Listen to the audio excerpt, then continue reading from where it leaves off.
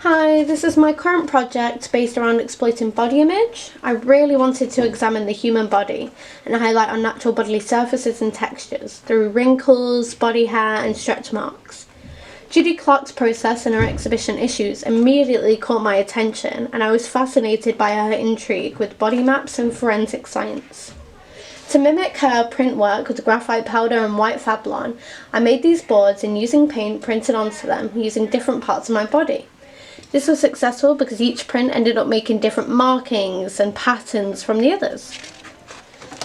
I then went on to take some of my initial photographs where I used a macro lens to really home in on some of the finer details, as well as looking at the different textures that can be seen around our body. Then, based off of those initial photographs, I made some bio drawings as well as experimenting with bleach and oil pastel as well.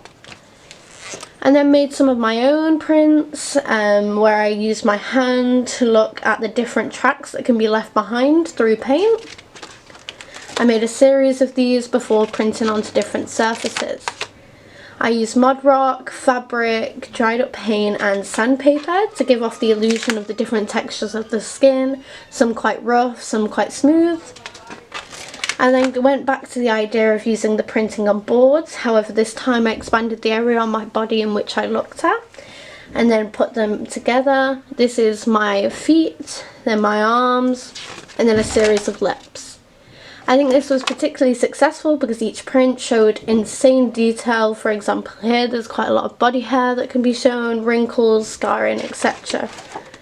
I then looked at Judy Clark's hair work, in which she used pubic hair as the focal point for her work. This was seen as quite disturbing and before her hadn't really been heard of. It was kind of shied away from. I was intrigued and so I created these wax and wool pieces using teabag paper as well to give off the impression of free-flowing hair. It's quite natural, in which it is. I also added some powder to give off more texture to these pieces.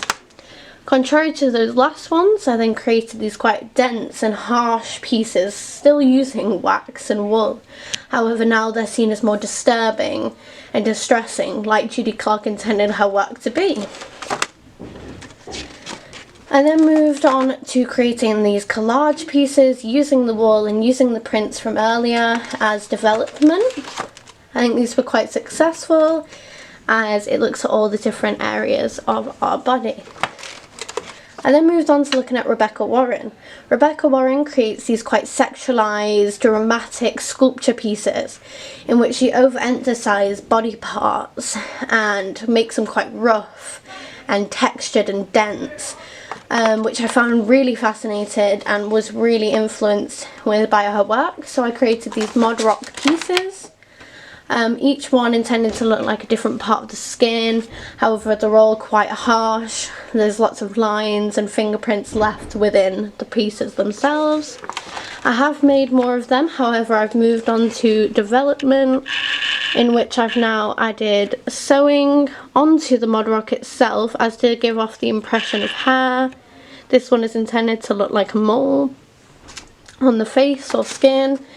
And this one, which is a bit more expressive, is intended to look like more armpit hair or arm hair itself. I then intend to create these big sculptural pieces incorporating hair and clay, emphasizing different parts of the body, maybe an arm or a leg, as my final sculpture piece. I hope you enjoyed.